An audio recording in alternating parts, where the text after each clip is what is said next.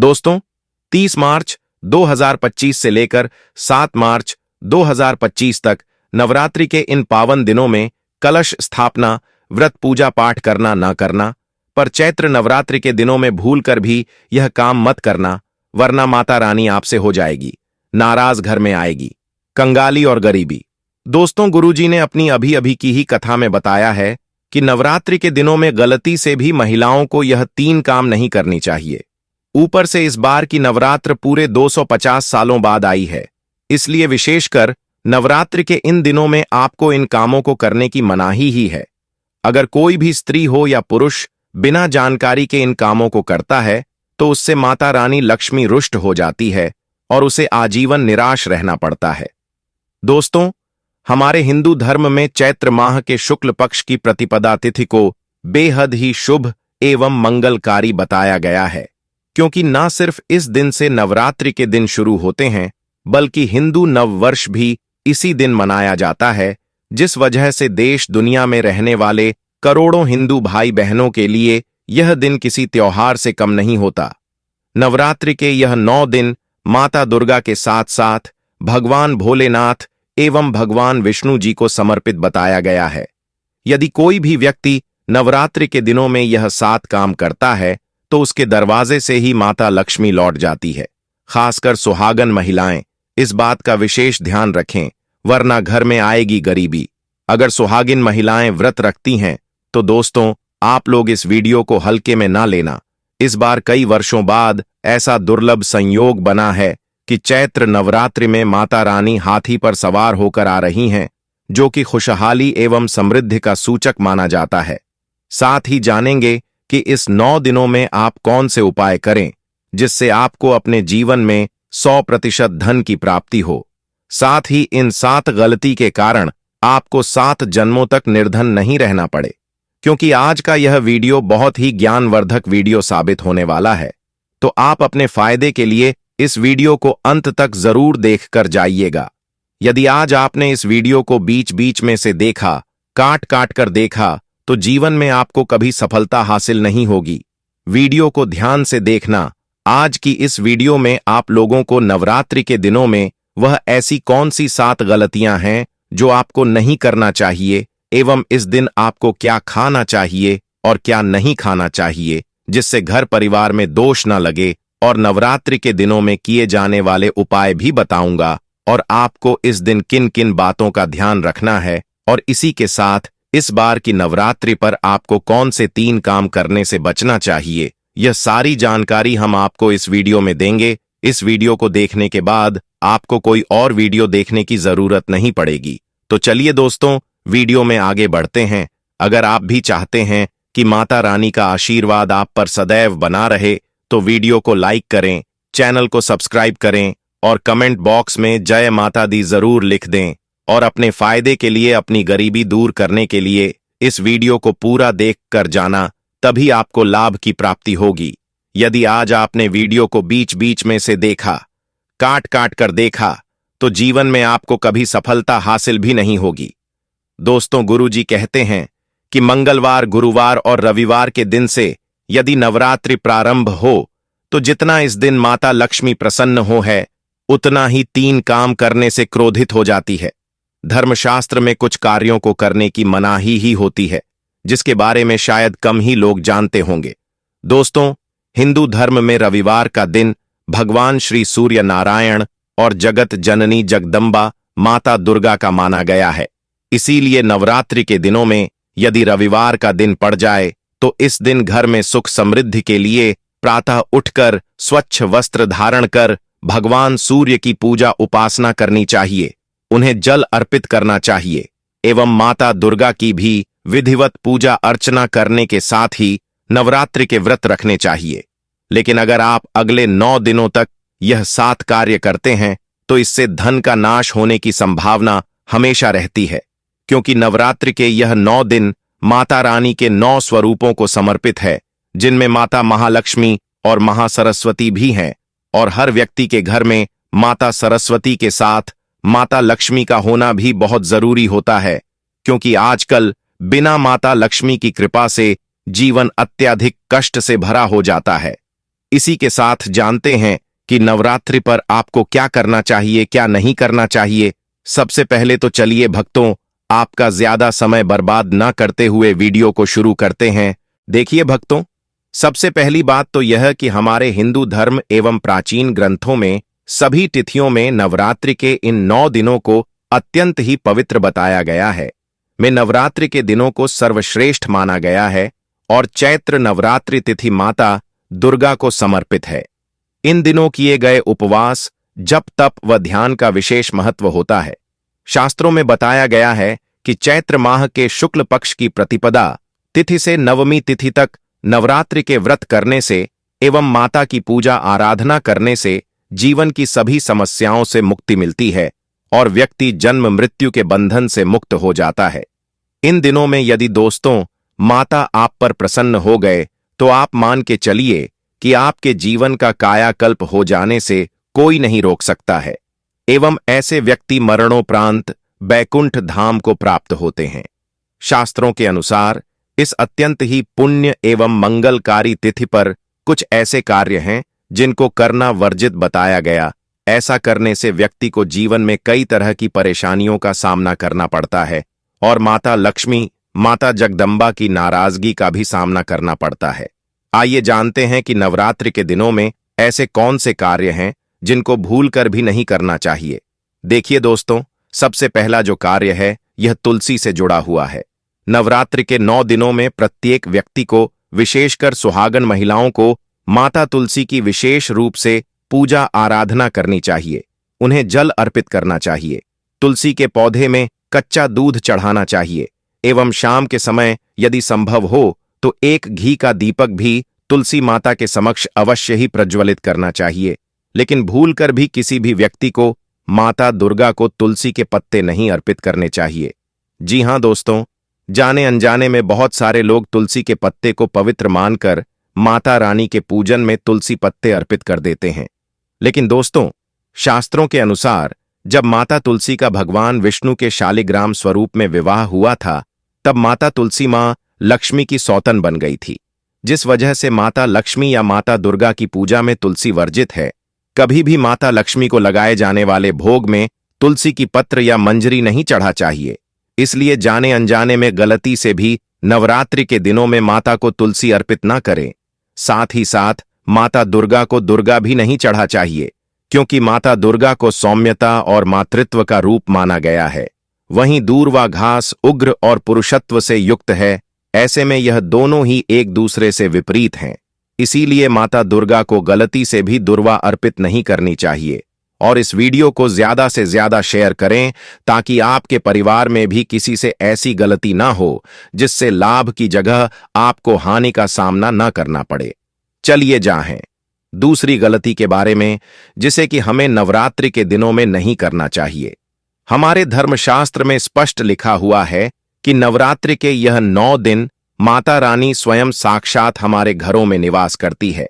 ऐसे में यदि कोई भी व्यक्ति गलती से भी मांस मदिरा का प्रयोग करता है तो व्यक्ति 7 जन्मों तक वंशहीन हो जाता है और ऐसे लोग आकस्मिक दुर्घटना के शिकार हो सकते हैं। इसलिए नवरात्रि के दिनों में महिलाएं एवं पुरुष घर में तामसिक चीजों का प्रयोग न करें और न ही अपने घर के किसी भी सदस्य को करने दें। यदि संभव हो तो आप लहसुन प्याज का भी सेवन न करें। चलिए जानते हैं अगले उपाय के बारे में दोस्तों। चैत्र नवरात्रि के पूरे 9 दिनों में आपको अपना मन शांत रखना चाहिए। इस दिन किसी से भी लड़ाई झगड़े या कलह क्लेश नहीं करना चाहिए। व्रत में माता रानी की पूजा में काले रंग के वस्त्रों का इस्तेमाल नहीं करना चाहिए। इस दिन पूजन के दौरान लाल या पीले रंग के कपड़ों का प्रयोग करना चाहिए। साथ ही साथ नवरात्रि के दौरान रविवार, मंगलवार एवं शुक्रवार के दिन भूल से भी तुलसी के पत्तों को नहीं तोड़ना चाहिए। आप एक दिन पहले तुलसी के पत्ते पूजा के लिए तोड़कर रख सकते हैं, या तुलसी मैया के पौधे के पास भी कुछ पत्ते गिरे हुए होते हैं तो आप उन्हें भी धोकर उनका प्रयोग पूजन में कर सकते हैं। इसी के साथ दोस्तों, नवरात्र के दिनों में यदि संभव हो तो प्याज लहसुन का सेवन नहीं करना चाहिए, क्योंकि प्याज लहसुन राहु के प्रतिरूप होते हैं। शास्त्रों में ऐसा वर्णित है कि राहु के रक्त से प्याज की उत्पत्ति हुई थी एवं उसकी हड्डी से लहसुन की नवरात्रि के दिनों में प्याज एवं लहसुन खाने से व्यक्ति के जीवन पर इसका प्रभाव पड़ता है एवं गृह दशा भी खराब होने लगती है। नवरात्रि के दिनों में प्याज लहसुन खाने से पुण्य समझकर किया गया दान, पुण्य धर्म आदि का कार्य भी पाप बन जाता है। साथ ही साथ दोस्तों, नवरात्रि के दिनों में अपने घर के मुख्य द्वार पर आपको कभी भी जूते चप्पल नहीं रखने चाहिए, झाड़ू भी नहीं रखनी चाहिए। अगर कोई व्यक्ति अपने घर के मुख्य द्वार पर अगर झाड़ू रख देते हैं या फिर चप्पल रख देते हैं तो माता लक्ष्मी तुरंत वापस लौट जाती है और माता लक्ष्मी क्रोधित अवस्था में लौटती है, क्योंकि नवरात्रि के 9 दिन हम माता रानी को अपने घर ही बुलाते हैं। और यदि हम अपने घर के मुख्य द्वार को भी गंदा रखेंगे, घर के मुख्य द्वार पर जूते चप्पल एवं कूड़ा रखेंगे, तो आप ही बताइए दोस्तों, माता लक्ष्मी हमारे घर कैसे आएंगी? और जिस घर में मां लक्ष्मी प्रवेश ना करें, ऐसे घर में उनकी बड़ी बहन दरिद्रता प्रवेश करती है। आपने जरूर देखा होगा कि लगभग हर एक मनुष्य अपने घर के मुख्य द्वार पर नींबू और जो हरी मिर्च होती हैं, ये टांग करके क्यों रखते हैं? इसको टांगने का कारण क्या है? तो देखिए दोस्तों, नींबू और हरी मिर्च दरिद्रता का आहार है, और जब उनको अपना आहार मुख्य द्वार पर ही मिल जाएगा तो उन्हें आपके घर के अंदर आपके रसोई में प्रवेश नहीं करेंगी। इसलिए यह भी कहा जाता है कि नवरात्रि के दिनों में नींबू मिर्ची टांगने से दरिद्रता घर में नहीं आती है। आप में से अधिकतर लोग यह भी पूछते हैं, घर में लक्ष्मी क्यों नहीं आती? तो देखिए, जिन घर में लोग महिलाओं का अपमान करते हैं, उनके साथ दुर्व्यवहार करते हैं, ऐसे घर में कभी भी लक्ष्मी नहीं आती। दूसरा, जिस घर में खंडित मूर्ति की पूजा होती है, अधिकतर लोग जो है खंडित मूर्ति को प्रेमवश पूजा करते रहते हैं, लेकिन जिस घर में खंडित मूर्ति होती है वहां कभी भी देवी देवता वास नहीं करते और आपकी पूजा निष्क्रिय हो जाती है। इसलिए आप अपने घर से खंडित मूर्तियों को मिट्टी के अंदर गांठ दें या किसी नदी में प्रवाहित कर दें। चलिए दोस्तों, अब हम जान लेते हैं कि नवरात्रि के दिन और कौन से कार्य ऐसे हैं जिन्हें आपको नहीं करने चाहिए। लेकिन उससे पहले दोस्तों, आप लोगों से हाथ जोड़कर रिक्वेस्ट है कि हम आप लोगों के लिए जो भी वीडियो बनाते हैं उसमें हमें बहुत मेहनत लगती है। कई धार्मिक ग्रंथों से, साधु संतों से हमें यह जानकारी एकत्रित करते हैं। इसलिए अगर आपको हमारी वीडियो थोड़ी सी भी ज्ञानवर्धक लगी हो तो कृपया इस वीडियो को एक लाइक करके हमारे चैनल को सब्सक्राइब भी जरूर कर लें, ताकि शास्त्रों के द्वारा बताई गई प्रमाणित बातें और उपाय हम आपके पास लेकर निरंतर आते रहे। तो चलिए दोस्तों, जान लेते हैं कि नवरात्रि के दिन और कौन से 7 काम नहीं करने चाहिए। दोस्तों, नंबर 1, भूल कर भी ना करें, इन चीजों का दान दो। दोस्तों, गुरुजी कहते हैं कि नवरात्रि के दिन दान पुण्य करना अच्छा माना जाता है, लेकिन इस दिन कुछ चीजों का दान करना शुभ नहीं माना जाता है। नवरात्रि के इन 9 दिनों में किसी भी व्यक्ति को सरसों के तेल का दान नहीं करना चाहिए। माना जाता है कि सरसों तेल का दान करने से शनि ग्रह कमजोर होता है, इससे आपके भौतिक सुख में कमी आती है, और साथ ही लोहा या लोहे से निर्मित वस्तु भी किसी को नहीं देना चाहिए। दोस्तों, अगला तामसिक चीज जैसे कि प्याज लहसुन का दान आपको इन दिनों भूल कर भी नहीं करना चाहिए। इससे आपकी कुंडली में माता लक्ष्मी और शुक्र ग्रह का भाव कमजोर हो जाता है। वहीं नवरात्रि के दिनों में पति पत्नी को भूल कर भी एक दूसरे से लड़ाई नहीं करनी चाहिए। माना जाता है कि इस मतभेद से बड़ी परेशानी पैदा हो जाती है। नवरात्रि के दिनों में ऐसा कोई भी काम ना करें जिससे दाम्पत्य जीवन में परेशानी आ जाए। इसी के साथ दोस्तों, आपको इस चैत्र नवरात्रि के दिनों में काले रंग की वस्तुओं का दान करने से भी बचना चाहिए। जमीन या घर खरीदना हर किसी का सपना होता है, इसलिए अक्सर लोग प्रॉपर्टी से संबंधित चीजों के लिए ज्योतिष से सलाह जरूर लेते हैं। अगर आप प्रॉपर्टी खरीदने की सोच रहे हैं तो नवरात्रि के कुछ दिन यह काम बिल्कुल ना करें। नवरात्रि के दिनों में प्रॉपर्टी से जुड़ा कोई काम करने से आपको हानि हो सकती है। यदि फिर भी अपने मन बना ही लिया है तो प्रॉपर्टी खरीदने से पहले माता दुर्गा की विधिवत पूजा करें एवं लाल टीका लगा करके डील फाइनल करने के लिए जाएं। लेकिन ध्यान रहे दोस्तों, इस डील के बारे में आपने किसी भी दोस्त पड़ोसी रिश्तेदार को खबर नहीं होनी चाहिए। दोस्तों, अगली चीज, नवरात्रि के 9 दिन किसी भी स्त्री का कन्या का अपमान ना करें। वैसे तो स्त्री का अपमान केवल एक दिन ही नहीं बल्कि कभी भी नहीं करना चाहिए। माता लक्ष्मी को स्त्री का स्वरूप माना जाता है। ऐसे में अगर आप नवरात्रि के दिनों में किसी स्त्री को अपमानित करते हैं तो इसे माता लक्ष्मी का अपमान माना जाता है। जिन घरों में महिला का सम्मान नहीं किया जाता है वहां माता लक्ष्मी कभी नहीं आती है। दुर्गा पूजा के दौरान यानी कि नवरात्रि में मांसाहार भूलकर भी नहीं करना चाहिए। इसके अलावा इस दिन अल्कोहल पीने से भी बचना चाहिए। अगर संभव हो तो नवरात्रि के सभी 9 दिन पूर्ण सात्विक भोजन करें। इस दिन मांस मदिरा का सेवन करने से घर में अशांति आती है और माता लक्ष्मी नाराज हो जाती है। अगर आप इस चैत्र नवरात्रि माता रानी को अपने घर बुलाना चाहते हैं तो यह वीडियो आपके लिए ही है, क्योंकि आज के इस बेहद ही खास वीडियो में हम आपको सिक्के से जुड़ा एक एक ऐसा उपाय बताने वाले हैं जिसे करने के बाद रातों रात आपकी किस्मत बदल जाएगी। दोस्तों, चैत्र नवरात्रि इस बार यानी कि 2025 में 30 मार्च दिन रविवार के दिन से प्रारंभ हो रही है, जो कि 6 अप्रैल रविवार के दिन ही समाप्त होगी, जिस वजह से यह नवरात्रि पूरे 8 दिनों के पड़े हैं। 31 मार्च को 2 व्रत एक साथ रखे जाएंगे। मां ब्रह्मचारिणी और मां चंद्रघंटा की पूजा एक साथ होगी। इस नवरात्र में दुर्लभ से दुर्लभ जानकारी बताता हूं। तो आज की जो हमारी वीडियो है, यह नवरात्रि का जो हमारा पावन पर्व चल रहा है, चैत्र नवरात्रि चल रहे हैं, तो इस पावन पर्व में वैष्णो मां के सिक्के अगर आपके पास में हैं तो आप भी इसका लाइव चमत्कार देख सकते हैं। अगर आपके पास में भी है वैष्णो मां की आकृति वाला सिक्का तो आप भी बहुत बड़े धनी हैं। दोस्तों, हमारे हिंदू धर्म में प्राचीन काल से ही शुभ मुहूर्तों में, शुभ त्योहारों में सोने चांदी तांबे के सिक्के की जो खरीदने की परंपरा है, यह प्राचीन काल से ही चली आ रही है। क्योंकि दोस्तों, सिक्के को हमारे हिंदू धर्म में लक्ष्मी कहा जाता है और लक्ष्मी सौभाग्य का प्रतीक है। वैष्णो मां के सिक्के का नवर रात्रि के किसी भी दिन आपको यह प्रयोग करना है। चमत्कार देखकर आपकी आंखें फटी की फटी रह जाएंगी। अगर आपके पास वैष्णो मां के पुराने सिक्के नहीं हैं तो दोस्तों, आप इसे ढूंढना शुरू कर दें। पहले वैष्णो मां जी के सिक्के हमारे भारतवर्ष में बहुत चले हैं, तो इसका लाइव चमत्कार आज बताऊंगा। नवरात्रि के समय आप इसे जागृत करके बहुत सारे लाभ ले सकते हैं। दोस्तों, अगर आपके पास कोई और पुराना सिक्का है जिसमें वैष्णो मां जी की अगर एक प्रकार के हम बोल सकते हैं छवि छपी है, या फिर दुर्गा मैया जी की छवि छप है, अर्थात दोस्तों उनके स्वरूप छपे हैं, या फिर लक्ष्मी जी का स्वरूप छपा है। देखिए, हम सब हिंदू भाई क्या करते हैं, दिवाली के समय में घर की बरकत बढ़ाने के लिए लक्ष्मी माता जी के चांदी के सिक्के या फिर गणेश जी के चांदी के सिक्के घर में खरीद करके लाते हैं। तो उसका प्रयोग भी इस नवरात्रि के दौरान आप अगर आपके पास में है तो आप कर सकते हैं। दोस्तों, अगर आप इन सिक्कों को सिद्ध करना सीख जाएंगे तो कभी दुनिया में आप भिखारी नहीं रहेंगे, कभी आपको किसी वस्तु का अभाव नहीं होगा।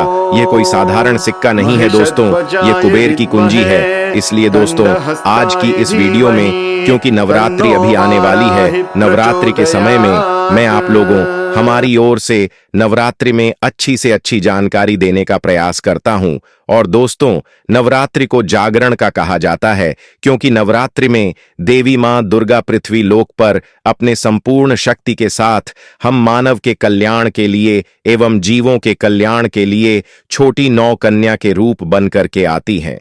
नवरात्रि में अगर कोई व्यक्ति मां का ध्यान करते हुए, अगर 1 घंटा नवरात्रि में अगर मां का ध्यान करते हुए कोई भी व्यक्ति 1 घंटा रात्रिकालीन में जाग जाए तो व्यक्ति के 1 जन्म का पाप मिट जाता है। दोस्तों, नवरात्रि में किसी भी दिन अगर दिन की अपेक्षा आप रात में माता की पूजा करते हैं तो दोस्तों, माता जल्दी प्रसन्न होती है। नवरात्रि में दिन की अपेक्षा ध्यान से सुनिए, अगर रात में माता की पूजा करते हैं तो माता जल्दी प्रसन्न होती है। और नवरात्रि के इन 9 दिनों का जो हर एक क्षण है, यह गंगा जल के समान पवित्र और कल्प वृक्ष के समान सर्व सुख प्रदायक है। तो दोस्तों, आज की इस वीडियो को आपको ध्यान से देखना है, ध्यान से सुनना है, वीडियो को आधे बीच में छोड़ करके नहीं जाना है। वैष्णो माता जी के जो सिक्के का चमत्कारिक प्रयोग बताऊंगा, इसे सिद्ध करने का तरीका बताऊंगा। दोस्तों, यह आपको रंग से राजा बनाएंगे, आपको यह इच्छित नौकरी दिलाने का काम करेंगे, यह आपके हर कदम में मित्र के भांति मदद करेंगे। किसी भी क्षेत्र में जाइए, यह हर क्षेत्र में आपकी मदद करेंगे। तो इसलिए आज की वीडियो बिल्कुल ही मिस मत करना। दोस्तों, एक बेहद ही खास बात, साल 2025 में नवरात्रि 30 मार्च रविवार से शुरू होकर 6 अप्रैल रविवार को समाप्त होगी। हालांकि इस वर्ष तिथियों के संयोग के कारण नवरात्रि 9 दिनों के बजाय 8 दिनों की होगी। विशेष रूप से द्वितीया और तृतीय तिथियां 31 मार्च को एक साथ पड़ रही हैं, जिसके परिणाम स्वरूप तृतीया तिथि का क्षय हो रहा है। इस कारण नवरात्रि का पर्व 8 दिनों में संपन्न होगा, लेकिन मां दुर्गा के 9 स्वरूपों की पूज विधि पूर्वक संपन्न की जाएगी। नवरात्रि में माता रानी जो है पूरे 9 स्वरूप बनाकर के प्रत्येक हिंदू भाई के घर आती हैं। तो नवरात्रि में अगर आप माता रानी को प्रसन्न करना चाहते हैं तो नवरात्रि के किसी भी एक दिन रात्रि काल के समय में माता रानी को मोगरे के फूल अर्थात दोस्तों जो मोगरे का पुष्प आता है जिसे हम जैस्मीन बोलते हैं, इसका गजरा बना करके माता रानी को पहना देना या फिर भेंट कर देना, उनके चरणों में अर्पित कर देना। इससे माता रानी बहुत प्रसन्न होती है। और अगर आप ऐसा करते हैं, माता रानी को नवरात्रि की सप्तमी के दिन अगर माता रानी को मोगरे के पुष्प का गजरा बनाकर अगर माता को भेंट करते हैं तो माता ऐसे भक्तों को सब कुछ देने के लिए सब कुछ अपना न्योछावर कर देती हैं, जैसे कि धन, ऐश्वर्य, सुख, शांति, माता सब कुछ न्योछावर कर देती है। वहीं दोस्तों, बहुत सारे ऐसे भाई बहन हमारे चैनल में जुड़े हैं जो अपने लाइफ में बहुत ज्यादा बिजी रहते हैं, व्यस्त रहते हैं, जिन्हें रोजमर्रा के कामों से पूरा टाइम नहीं मिल पाता, वक्त नहीं मिल पाता। तो वैसे लोग गजरा बना करके माता को चढ़ाएं। आपकी सभी मनोकामना केवल एक ही दिन को गजरा चढ़ाने से माता पूर्ण करती है। दोस्तों, मां का हृदय बहुत कोमल होता है। मां को प्रसन्न करना बहुत आसान है, बस आपके भाव अच्छे होने चाहिए। तो अगर आपके पास वैष्णव माता, लक्ष्मी माता, हनुमान जी, गणेश जी या किसी अन्य देवी देवता का कोई पुराना सिक्का है तो नवरात्रि का समय उसे जागृत करने के लिए सबसे उपयुक्त माना जाता है। यह एक आध्यात्मिक प्रक्रिया है जो किसी भी धार्मिक वस्तु को शक्ति प्रदान करने के लिए आवश्यक होती है। शास्त्रों में बताया गया है कि बिना शक्ति संचार या प्राण प्रतिष्ठा के कोई भी मूर्ति, यंत्र या धार्मिक प्रतीक अपनी पूर्ण ऊर्जा नहीं देता। जिस प्रकार एक मंदिर में स्थापित मूर्ति में जब तक प्राण प्रतिष्ठा नहीं होती तब तक उसकी पूजा करने से पूर्ण लाभ नहीं मिलता, उसी प्रकार देवी देवताओं के चित्र वाले सिक्कों या अन्य पवित्र वस्तुओं को भी जागृत करने की आवश्यकता होती है। पुराने समय में देवी देवताओं के चित्र अंकित सिक्कों का प्रचलन बहुत अधिक था। विशेष रूप से वैष्णव माता और लक्ष्मी माता के सिक्के बहुत प्रसिद्ध थे। बहुत से श्रद्धालुओं के पास यह सिक्के आज भी मौजूद हैं, लेकिन अगर उन्हें जागृत नहीं किया गया है तो वे केवल साधारण धातु के टुकड़े मात्र हैं। इन्हें शक्ति संपन्न बनाने के लिए एक विशेष प्रक्रिया अपनाई जाती है, जिससे इन सिक्कों में आध्यात्मिक ऊर्जा प्रवाहित होती है और वे धन, समृद्धि और सुख शांति प्रदान करने वाले बन जाते हैं। नवरात्रि एक ऐसा पावन समय होता है जब देवी की कृपा सबसे अधिक होती है। इस दौरान की जाने वाली साधनाएं और अनुष्ठान अत्यधिक फलदायी माने जाते हैं। इस अवधि में सजीव और निर्जीव, चल और अचल सभी वस्तुएं चैतन्य हो जाती हैं और उनमें दिव्य ऊर्जा का संचार होता है।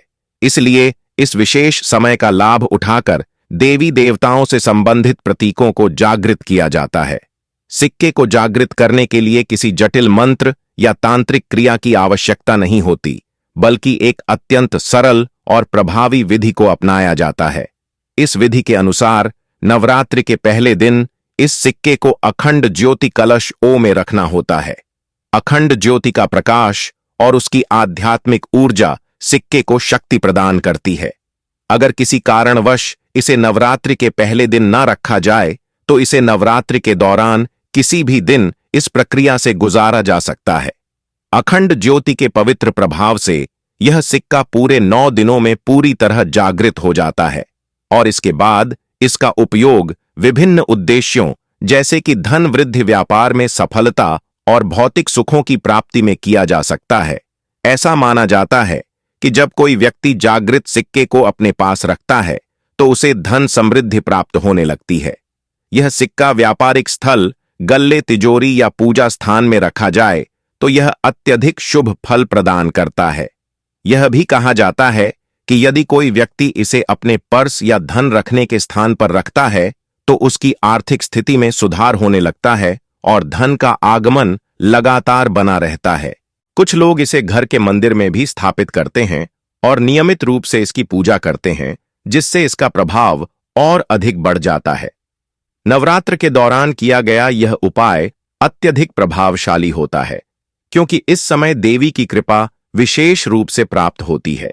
जब यह सिक्का अखंड ज्योति के संपर्क में आता है तो इसमें ऊर्जा का संचार होता है और यह एक साधारण धातु के टुकड़े से बदलकर एक शक्तिशाली आध्यात्मिक वस्तु बन जाता है।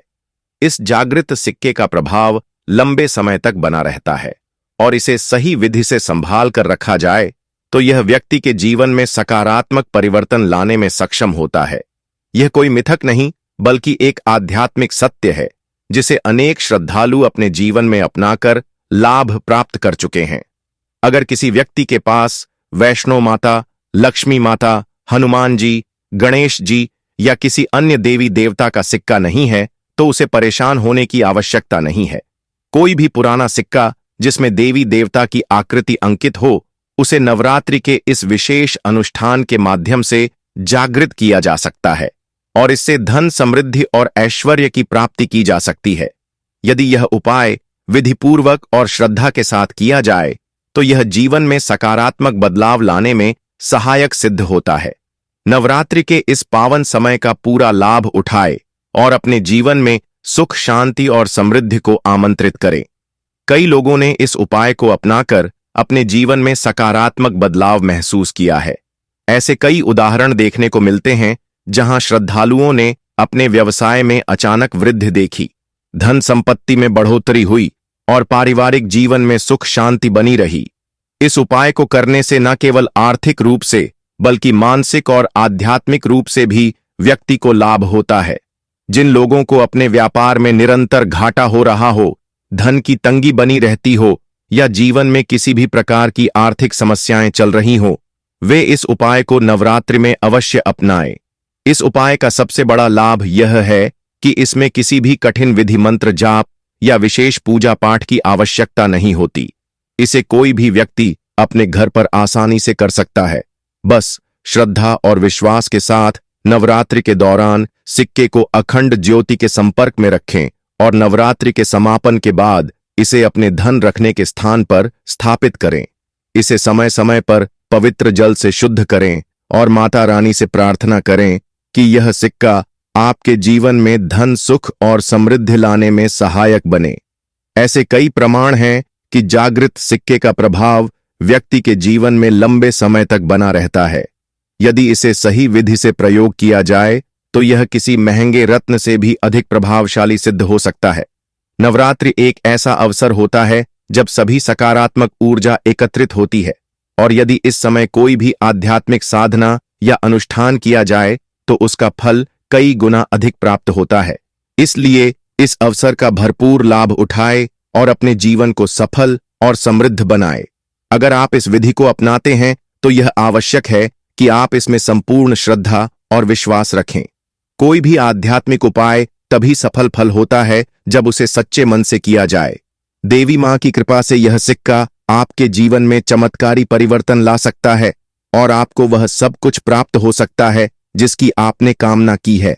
नवरात्रि के इस पावन समय का पूरा लाभ उठाए, देवी मां की कृपा प्राप्त करें और अपने जीवन को समृद्ध और खुशहाल बनाए। अगर आपके पास देवी देवताओं से संबंधित कोई पुराना सिक्का है, जैसे कि वैष्णव माता, लक्ष्मी माता, हनुमान जी या गणेश जी का सिक्का, तो उसे नवरात्रि के दौरान जागृत करने के लिए कई प्रभावशाली विधियां हैं। यह एक आध्यात्मिक प्रक्रिया है जिससे साधारण सिक्का भी एक दिव्य ऊर्जा का स्रोत बन जाता है और जीवन में सकारात्मक बदलाव लाने में सहायक होता है। इस प्रक्रिया में तुलसी और नीम के वृक्ष की विशेष भूमिका होती है, क्योंकि इन दोनों वृक्षों को देवी देवताओं का निवास स्थान माना गया है और इनमें आध्यात्मिक शक्तियां संचित होती हैं। इस चमत्कारी सिक्के को तय करने का दूसरा तरीका तुलसी के पौधे की जड़ के नीचे इसे 9 दिनों के लिए दबा देना है। नवरात्रि के दौरान तुलसी की जड़ में समस्त तीर्थों का वास होता है और भगवान विष्णु तथा देवी देवताओं की दिव्य ऊर्जा यहां संचित होती है। जब सिक्का 9 दिनों तक तुलसी की जड़ के संपर्क में रहता है तो इसमें दिव्य ऊर्जा का संचार होता है और यह शक्ति संपन्न बन जाता है। ऐसा माना जाता है कि नवरात्रि के समय नवदुर्गा की संपूर्ण शक्ति इस धरती पर विद्यमान होती है और इस दौरान पेड़ पौधे एवं अन्य प्राकृतिक तत्व जागृत अवस्था में होते हैं। तुलसी माता को विशेष रूप से देवी की सहचर शक्ति माना जाता है, इसलिए इस दौरान उनकी जड़ में रखा गया सिक्का अत्यधिक शक्तिशाली हो जाता है। जब यह सिक्का पूर्ण रूप से जागृत हो जाता है तो इसे 10वें दिन निकालकर प्रयोग में लाया जा सकता है। अगर नवरात्रि के 9 दिनों तक सिक्का तुलसी की जड़ के नीचे रखने का समय ना मिले तो तीसरा तरीका अपनाया जा सकता है।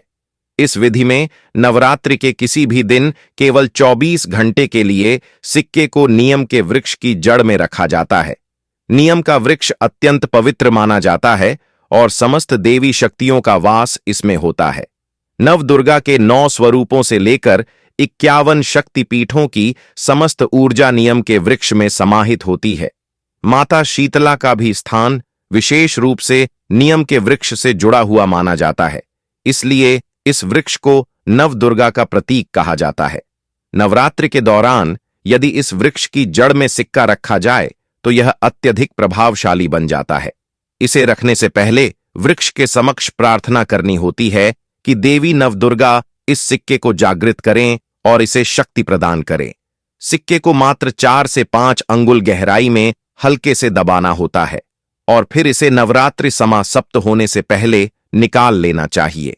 यदि पूरे 9 दिनों तक यह सिक्का नियम के वृक्ष की जड़ में रखा जाए तो इसका प्रभाव और अधिक बढ़ जाता है। सिक्के के जागृत होने के बाद इसे सही तरीके से प्रयोग करना अत्यंत आवश्यक होता है, अन्यथा इसका पूर्ण लाभ प्राप्त नहीं हो सकता। नवरात्रि के बाद यह सिक्का कई प्रकार से उपयोग में लाया जा सकता है। इसे लॉकेट की तरह हुक लगवाकर गले में पहना जा सकता है। करने से यह न केवल सुरक्षा प्रदान करता है बल्कि जीवन में चमत्कारी परिवर्तन भी लाता है। यह किसी भी महंगे रत्न से अधिक प्रभावशाली होता है और व्यक्ति को सकारात्मक ऊर्जा प्रदान करता है। जागृत वस्तुएं हमेशा कम समय में अधिक प्रभाव डालती हैं और व्यक्ति के भाग्य को तेजी से बदल सकती है। कई बार हम देखते हैं कि कुछ लोगों की किस्मत अचानक बदल जाती है और वे रातों रात समृद्ध हो जाते हैं। इसके पीछे कई बार जागृत शक्तियों का प्रभाव होता है जो व्यक्ति के जीवन को पूरी तरह से बदल सकती है। अगर किसी का व्यवसाय या दुकान है तो इस सिक्के को धन रखने के स्थान गल्ले या तिजोरी में रखना अत्यंत लाभकारी होता है। यह सिक्का चुंबक की तरह कार्य करता है जो धन और ग्राहकों को आकर्षित करने में सहायक होता है। जब इसे दुकान या कारोबारी स्थल पर रखा जाता है तो यह व्यापार में वृद्धि करता है और आर्थिक उन्नति प्रदान करता है। यह सिक्का न केवल धन को आकर्षित करता है बल्कि अगर इस उपाय को लगातार हर एकादशी पर करने से भी विशेष लाभ प्राप्त होता है। अगर आपको लगता है कि किसी की बुरी नजर या नकारात्मक ऊर्जा के कारण आपका व्यापार या नौकरी प्रभावित हो रही है तो चैत्र माह की नवरात्रि की रात यह उपाय करें। इस दिन स्नान करके साफ वस्त्र धारण करें और एक साफ लाल कपड़ा लें, उसमें काली हल्दी गोमती चक्र नाग केसर और एक चांदी का सिक्का रखकर पोटली बना लें। अब इस पोटली को अपने व्यापारिक स्थान दुकान या तिजोरी में रख दें। यह उपाय करने से व्यापार में वृद्धि होगी और कोई भी नकारात्मक प्रभाव आपके कार्य में बाधा नहीं डाल पाएगा। यदि आप कर्ज से परेशान हैं और चाहते हैं कि जल्द से जल्द इससे मुक्ति मिले तो इन नवरात्रि की रातों चंद्रमा के सामने बैठकर ओम अरण मुक्तेश्वरा नमः मंत्र का 108 बार जाप करें। इसके बाद पानी से भरे एक तांबे के लोटे में थोड़ा सा गंगा जल मिलाकर चंद्रमा को अर्घ्य दें और प्रार्थना करें कि आपके ऊपर से कर्ज का बोझ शीघ्र समाप्त हो जाए। यदि इस उपाय को लगातार 5 नवरात्रि के दिनों तक किया जाए तो धीरे धीरे कर्ज से मुक्ति मिलने लगती है। इस दिन माता लक्ष्मी और भगवान विष्णु की विशेष पूजा करने से समस्त आर्थिक कष्टों से छुटकारा मिलता है। घर के पूजा स्थान में नवरात्रि के किसी भी दिन की रात पीले रंग का वस्त्र बिछाकर भगवान विष्णु का चित्र या मूर्ति रखें। उनके समक्ष केसर मिश्रित चावल, हल्दी, चंदन और पीले फूल अर्पित करें। बाद शुद्ध घी का दीपक जलाकर ओम नमो भगवते वासुदेवाय मंत्र का कम से कम 108 बार जाप करें। पूजा समाप्त होने के बाद इन चावलों को लाल कपड़े में बांधकर तिजोरी या धन रखने के स्थान पर रख दें। इससे धन की बरकत बनी रहती है और आय के नए स्रोत खुलते हैं। हमारे हिंदू धर्म में दूर्वा घास का बहुत ही बड़ा एवं विशेष महत्व है। दूर्वा घास भगवान श्री गणेश जी की अत्यंत ही प्रिय वस्तु है। ऐसा माना जाता है जो भी व्यक्ति किसी भी खास दिन जैसे कि चैत्र नवरात्र के दिन भगवान श्री गणेश जी को दूर्वा घास के साथ यह एक खास चीज बताए गए तरीके से अर्पित करता है, उसके जीवन में कभी भी कोई भी समस्याएं अड़चन नहीं आती हैं, क्योंकि दूर्वा घास कोई साधारण घास नहीं होती। पूजा पाठ में जितने भी हमारे हिंदू धर्म में अनुष्ठान या यज्ञ होते हैं, इनमें विशेष तौर पर दूर्वा घास का प्रयोग जरूर ही होता है, क्योंकि दोस्तों यह साधारण सी दिखने वाली दूर्वा घास चमत्कारी शक्तियों से भरी हुई होती है। स्वयं इसकी जड़ में मां गंगा का वास होता है और बहुत ही कम लोग इसकी गुप्त चमत्कारी शक्तियों को जानते हैं। देखिए, जैसा हमने आपको अभी बताया कि दूर्वा घास देवी दुर्गा तथा प्रभु श्री गणेश को चढ़ाई जाती है, जिससे माता महालक्ष्मी और भगवान गणेश जी बहुत ही जल्दी प्रसन्न भी हो जाते हैं। हमारे प्राचीन शास्त्रों में इसके अनगिनत चमत्कारी फायदे बताए गए हैं, तो इनमें से मैं आज आप लोगों को कुछ ऐसे ज्योतिषी एवं तांत्रिक प्रयोग और फायदे बताऊंगा जिसे कि सुनकर आप खुद ही चौंक जाएंगे। तो चलिए दोस्तों, एक एक कर सभी उपायों के बारे में हम जानते हैं, लेकिन उससे पहले आप कमेंट बॉक्स में जय श्री गणेश लक्ष्मी जी की जरूर लिख दें, ताकि माता लक्ष्मी और भगवान श्री गणेश जी की आपको एवं आपके पूरे परिवार को कृपा प्राप्त हो सके। दोस्तों, जितने भी पेड़ पौधे हैं, वनस्पतियां हैं, यह सब भगवान श्री शिव जी के द्वारा ही उत्पन्न हुई है, और इन सभी वनस्पतियों में यदि किसी वनस्पति का विशेष महत्व है तो वह है दूर्वा घास का है। दोस्तों, दूर्वा घास हमारे भारतवर्ष में यहां वहां हर जगह आसानी से देखने को मिल जाती है।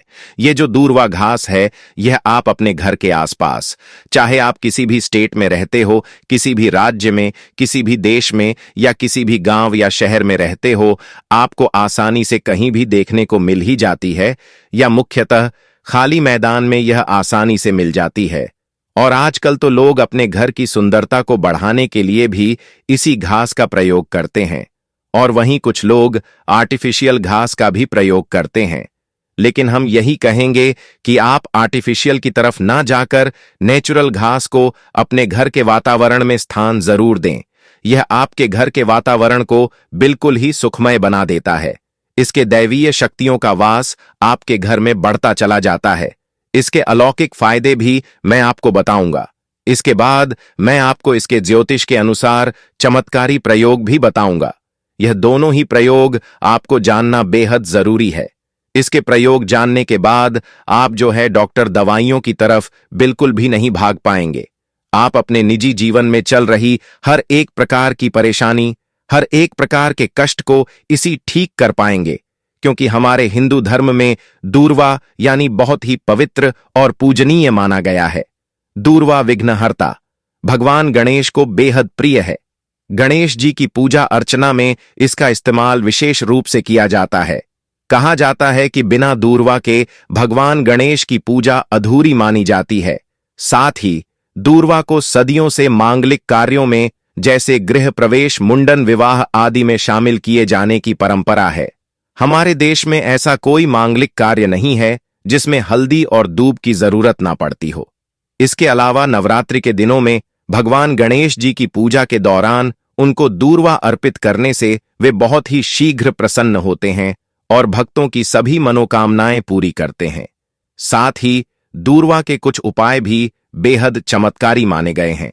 चलिए जानते हैं दूर्वा के इन चमत्कारी उपायों के बारे में। देखिए दोस्तों, यह जो उपाय आज हम आपको बताने वाले हैं वह आपके जीवन में चल रही आर्थिक संकटों को दूर करने के लिए है। यदि आपके घर में पैसा नहीं टिक रहा और घर पर आर्थिक संकट बना हुआ है, तो आप भगवान गणेश और माता लक्ष्मी को नवरात्रि के दिनों में इस शुभ अवसर पर 5 दूर्वा में 11 गांठें लगाकर चढ़ाए। ज्योतिष के अनुसार ऐसा करने से आपको आर्थिक संकट से शीघ्र ही छुटकारा मिलेगा। वहीं यदि मन में कोई इच्छा है जो आप चाहते हैं कि पूर्ण हो जाए, लेकिन किसी कारणवश आपकी कोई इच्छा पूर्ण नहीं हो पा रही, अब आपकी वह इच्छा सेहत या संतान से जुड़ी हुई हो सकती है, या फिर आप एक कोई विशेष मनोकामना भी हो सकती है। मतलब जो भी जैसे भी मनोकामना हो, उसके पूर्ति के लिए यह उपाय आप जरूर करें। तो करना क्या है कि आपको दूर्वा घास को गाय के दूध में मिलाकर उसका लेप बना लेना है। फिर उसे तिलक के रूप में माथे पर नवरात्रि के 9 दिन ओम गण गणपते नमः इस मंत्र का जाप करते हुए लगाएं। मान्यता है कि इससे आपकी जो भी मनोकामना होगी वह शीघ्र अतिशीघ्र पूर्ण हो जाएगी।